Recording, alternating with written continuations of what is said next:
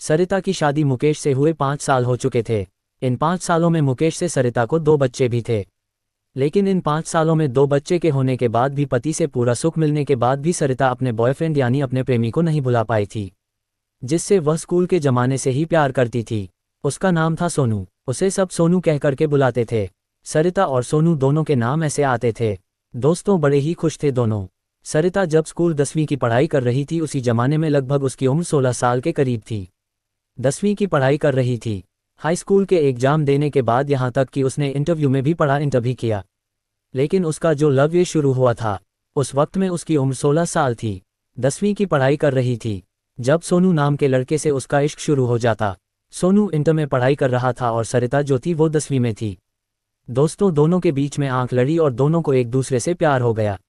लेकिन एक औरत अपने उस शादी से पहली वाली लाइफ में क्या करती है, एक लड़की क्या गुल खिलाती है। मायके में रहते हुए, पढ़ाई करते हुए, जो भी उसने जो कुछ भी किया, अब उसकी शादी हो चुकी है। दोस्तों और साथियों, कहने का मकसद ये है कि एक मर्द हो या औरत हो, कुंवारेपन में जब तक उनकी शादी नहीं होती है, उनकी ज़िंदगी में बहुत कुछ हो जाता है, घट जाता है। लेकिन सही मर्द, सही औरत वही है जो इन सब बातों को भुला करके शादी होने के बाद अपनी ज़िंदगी की नई शुरुआत करे और वह उस पुरानी यादों को उस दिमाग से ऐसे मिटा दे जैसे बिल्कुल एक कोई लिखाई लिखता है ना, और जब वो गलती हो जाती है उससे और वो उस पर कलम फेर देता है और फिर वो लिखाई पढ़ी नहीं जाती। तो इस तरह से इंसान को कर देना चाहिए। लेकिन जो लड़के या जो लड़कियां शादी के बाद अपनी उस लिखाई को, जो उन्होंने पढ़ाई के दौर में लिखा, जो उन्होंने किया, जो गुल खिलाया, उसको शादी के बाद तक जिंदा रखते हैं, तो फिर भयानक अंजाम उसके सामने आते हैं। बस ऐसी ही कहानी आज मैं आपको सुनाने जा रहा हूँ। तो वीडियो को लाइक जरूर कर दिया करें। और दोस्तों, सरिता स्कूल के दिनों में सोनू से प्यार करती थी। जब घर वालों को पता चला उसके, तब तक बहुत देर हो चुकी थी। यानी सरिता और सोनू का प्यार परवान चढ़ चुका था और दोनों को प्यार के इस बंधन में बंधे हुए 2 साल हो चुके थे। क्योंकि सरिता जो थी वह ग्रेजुएशन करना चाहती थी। लेकिन जब घर वालों को पता चला कि यह किसी लड़के के इश्क में फंस चुकी है, तो घर वालों ने उसकी पढ़ाई रुकवा दी और उसको घर में बिठा लिया कि जितनी तुमने पढ़ाई करनी थी वो कर ली। जो तुम पढ़ाई पढ़ रहे हो उसका हमें पता चल चुका है, अब अपने घर बैठो। सरिता का मन बड़ा दुखी होता है। उसके बाद सरिता के घर वाले उसकी शादी के लिए लड़का देखना शुरू कर देते हैं। लड़का देखना शुरू किया तो सुरेश उन्हें मिल जाता है। दोस्तों, लड़का सुशील था, सुंदर था, खूबसूरत था। घर में पैसे धेले की किसी तरह की कोई कमी नहीं थी। इसलिए सरिता के घर वाले अपनी बेटी का रिश्ता तय कर देते हैं। जब सरिता को ये पता चला तो वह मछली की तरह तड़पने लगी। वो अपने प्रेमी से मिलने के लिए, उसके साथ भाग जाने के लिए तड़पने लगी। लेकिन उसको मौका नहीं मिला। फिर भी प्रेमी से उसने वादा कर लिया कि मैं हमेशा तुम्हारी हूँ और तुम्हारी ही रहूंगी, और तुम्हें हमेशा चाहती रहूंगी। मेरी शादी हो गई तो क्या हुआ। सरिता शादी करके अपनी ससुराल पहुंच जाती है और धीरे धीरे उसकी शादी को 5 साल का अरसा गुजर जाता है। लेकिन इन 5 सालों में वो अपने पहले प्यार को नहीं भुला पाती है और मोबाइल से उससे चैट करती है, बातें करती है। मौका मिलता है तो फिर वो जब मायके उसको जाना होता तो वहाँ उससे मिल लिया करती, और इसी तरह चलते चलते 5 साल तय हो चुके थे। लेकिन वह कहते हैं कि पाप का घड़ा एक ना एक दिन भर ही जाता है और उसे फूटना होता है। एक दिन पत्नी के मोबाइल को बड़ी गहनता के साथ पति ने देखा और उसको चेक किया तो उसके फोल्डर में क्या होता है कि उसमें हर फोल्डर में जो था वो लॉक लगा हुआ होता है। यानी वह उसका जो है, जब उसने फोल्डर को चेक किया, चैटिंग को, व्हाट्सएप को चेक किया, तो उसमें वह लॉक लगा हुआ है, वह खुल ही नहीं रहा है। उसने जब खोलना चाहा, बहरहाल पहले तो उसने पत्नी को ये जानना चाहा उसने कोर नज़रों से कि जब उसकी पत्नी मोबाइल का लॉक खोलती है तो उसका पासवर्ड क्या है। उसने पत्नी से पूछने की कोशिश की तो वो बताती नहीं थी अपनी उसका पासवर्ड। इसीलिए पति को अब शक होना शुरू हो गया कि एक पति के बीच में ऐसा उसके मोबाइल में क्या है जो वो अपने पति को पासवर्ड नहीं बताते। इसलिए उसको शक होना शुरू हो गया और वो अपनी पत्नी का मोबाइल गहनता से चेक करने की सोचने लगा। उसने ये जाहिर नहीं होने दिया कि उसके ऊपर उसको शक हो गया। अब वो सोचने लगा कि इसके व्हाट्सएप का पासवर्ड कैसे जाना जाए, इसके व्हाट्सएप का पासवर्ड क्या है। अब इसी तरह से वो सोने का नाटक करता है कि जैसे वो सो गया हो। जब वो नाटक करता है तो वो आंखें खुली रखता है हल्की फुल्की। पत्नी मोबाइल निकालती है, व्हाट्सएप खोलती है और व्हाट्सएप पे उसने जो है पासवर्ड डाला और उसको ओपन कर दिया। उसने ध्यान से देखा और उस पासवर्ड को अपने दिमाग में सेव कर लिया। अब वह सो जाता है। जब पत्नी रसोई का काम कर रही होती है या बाथरूम में नहा रही होती है, उसको पता है कि यह अब 10-20 मिनट कमरे में नहीं आएगी, तो उसके मोबाइल को उठाता है और उसने उसकी व्हाट्सएप चैटिंग जब देखी तो उसके पैरों के नीचे से ज़मीन निकल गई। बहुत लंबी और बहुत पुरानी चैटिंग उसको दिखाई देती है और वह ऐसी चैटिंग थी जैसे कि एक प्रेमी अपने प्रेमिका से बात करता है या प्रेमिका अपने प्रेमी से बात की उसका जवाब देती है, और बड़ी रोमांटिक और बड़ी अश्लील उसमें उसको चैटिंग मिलती है। उसका तो मत्था घूम जाता है। उसका दिमाग खराब हो जाता है। अब यह अपनी पत्नी के ऊपर नज़र रखने लगता है। दोस्तों, क्या था कि जब ये 5 सालों से इतनी सफाई के साथ वह औरत इस काम को अंजाम दे रही थी कि उसने कभी भी जो था वो एक अंडे की तरह खाया कि अंडा आप जिंदगी भर खाते रहो। मुर्गी अगर फाड़ कर खाओगे तो फिर मामला खत्म हो जाता है।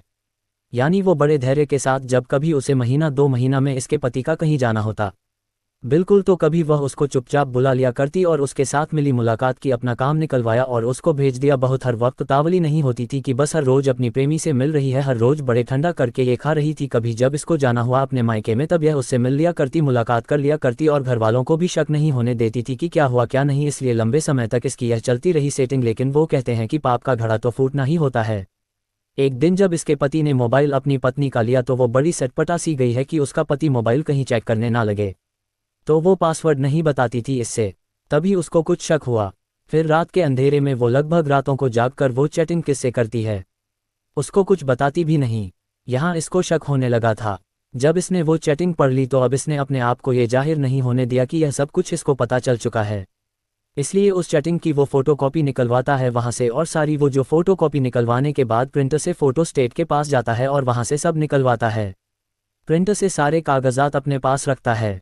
अपने पास रखने के बाद उसने उस दिन मन में ठान लिया था कि मैं ऐसी औरत को अपने साथ में नहीं रखूंगा। उसको ये भी पता था कि जब वो अपनी औरत को तलाक देगा, छोड़ेगा, तो उसके सामने ये तमाम बातें आएंगी। लोग पूछेंगे, समाज के लोग, बिरादरी के लोग, कि तुम पत्नी को तलाक क्यों दे रहे हो, क्यों छोड़ रहे हो, 2 बच्चे तुम्हारे हो चुके हैं और तुम फिर इनको क्यों छोड़ रहे हो। तब उसको दिखाने के लिए उसके पास कोई सबूत हो। वो अपनी पत्नी को बिल्कुल शक नहीं होने देता है। कोई उसने शक नहीं होने दिया कि उसे किसी बात का पता चल चुका है। बस अपनी ससुराल जाता है और कहता है कि मैं तुम्हारी बेटी को छोड़ना चाहता हूँ। दोस्तों, एक मैं आपको बताऊं कि कुछ दुनिया में जज्बाती लोग हैं जहां वहां समझदार लोग भी होते हैं। जज्बाती होता तो पत्नी को मारता, पीटता, उसका कत्ल भी कर सकता था। लेकिन सही तरीका यह है जो इस आदमी ने किया। सही तरीका वही, ना तो खुद मरा ना पत्नी को मारा और उससे पीछा भी छुड़ा लिया। यह अपने ससुराल पहुंचता है, कहता है कि मैं तुम्हारी बेटी को तलाक देना चाहता हूँ। इसके ससुराल वाले एकदम से भौचक के रह जाते हैं, हैरान हो जाते हैं। कहते हैं, दामाद जी, हमारी बेटी से ऐसी क्या गुनाह हो गई है, हमारी बेटी से ऐसा कौन सा गुनाह हुआ, कौन सी गलती उसने कर दी जो तुम इतने दिनों के बाद 5 साल बाद तलाक देना चाहते हो। 2 बच्चे होने के बाद कहता है कि हाँ, मैं तलाक देना चाहता हूँ। उन्होंने पूछा कि कुछ वजह बताओ, कि नहीं, कोई खास वजह नहीं है। ससुराल वालों ने कहा कि कुछ चाहिए, पैसा चाहिए, गाड़ी चाहिए, क्या चाहिए, कुछ फरमाइश है। कहने लगा कि कोई फरमाइश नहीं है, मुझे कुछ नहीं चाहिए, मुझे बस तुम्हारी बेटी को तलाक देना है, उसको अब रखना ही नहीं है। कहने लगे कि बताओ तो सही क्या बात है। कहने लगा कि नहीं, मैं कुछ नहीं बताऊंगा, आपको जो करना है वो कर सकते हो, मैं तुम्हारी बेटी को तलाक दूंगा। पंचायत लेकर के आप आ जाओ, चाहे अकेले आकर के मेरे घर से अपनी बेटी को लेकर के चले जाओ। घरवालों के तो पैरों के नीचे से जमीन निकल गई। दामाद ससुराल में धमकी देकर चला गया था, और वो लोग जानते भी थे कि उनका दामाद जो जिसका बात को कहता है वो करके दिखाता है, क्योंकि उसका मिजाज ही कुछ ऐसा था। अब वो लोग जो है लोगों को इकट्ठा करके पहुंच जाते हैं अपनी बेटी के घर। उन्होंने अपने समधी से भी बात की कि अपने बेटे को समझाओ। आखिर अचानक से ऐसी क्या बात हो गई कि वो हमारी बेटी को तलाक देना चाहता है। घर वालों ने बहुत समझाया लेकिन उसने किसी से कुछ नहीं बताया। उसको पता था कि जो वो करने जा रहा है इतनी आसानी के साथ नहीं होगा। पंचायत लगेगी, समाज वाले बैठेंगे, रिश्तेदार आएंगे, तमाम लोग उसके ऊपर जोर देंगे। अब होता क्या है, लड़की तो ये समझ रही थी कि उसके ऐप का जो वो 5 साल से करती चली आ रही है, किसी को कुछ नहीं पता, लेकिन उसने सबूत अपने पास रख लिया था। अगले दिन उसका बाप लड़की का पंचायत लेकर के पहुंच जाता है कि जी समाज वालों, बिरादरी वालों, गांव वालों, देखो यह मेरा दामाद अच्छी खासी जिंदगी कट रही थी, 2 बच्चे हो चुके हैं और अब मेरी बेटी को तलाक देना चाहता है। तो तलाक का मामला था।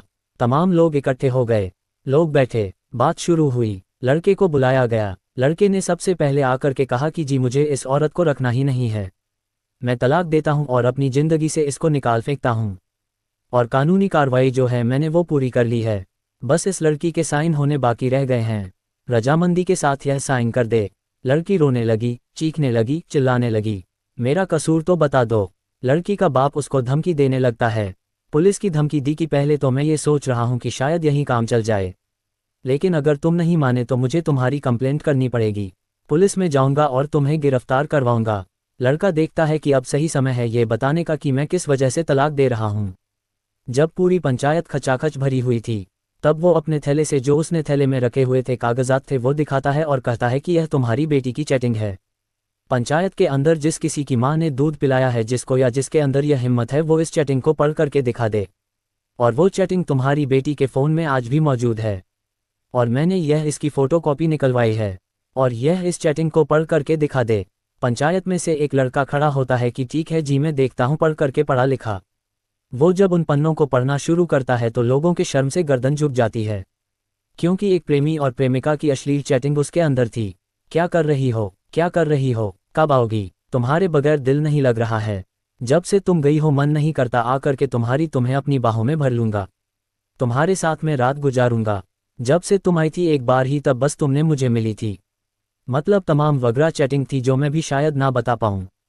तो कुल मिलाकर के जब वो पढ़नी शुरू की तो लोगों ने, जो बड़े लोग समाज के थे, उन्होंने उसको रोक दिया कि भाई रुक जा, बस हम समझ गए कि मामला क्या है। तब उसने कहा कि जो औरत अपने पति के साथ रहते हुए 5 साल हो गए हो, जिस औरत को 2 बच्चे पैदा कर चुकी हो, अब तो मुझे ये भी शक होता है कि यह बच्चे मेरे हैं या इसके प्रेमी के हैं।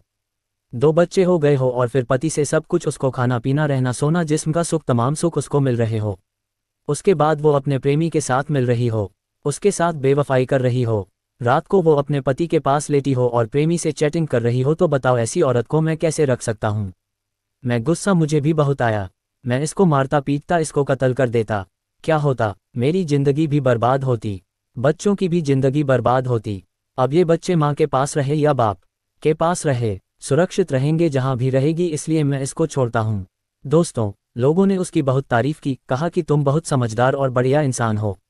और तरीका भी यही है कि अगर आपको लगता है कि आप अपनी पत्नी के साथ नहीं रह सकते तो सीधे सीधे उससे पीछा छुड़ा लो।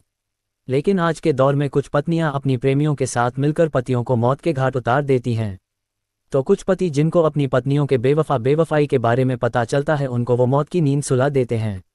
लेकिन समझदारी इसी में है कि समझदारी दिखाते हुए एक दूसरे से पीछा छुड़ा लो। आपको फिर किसी नई कहानी में मिलता हूं, तब तक के लिए जय हिंद, जय भारत।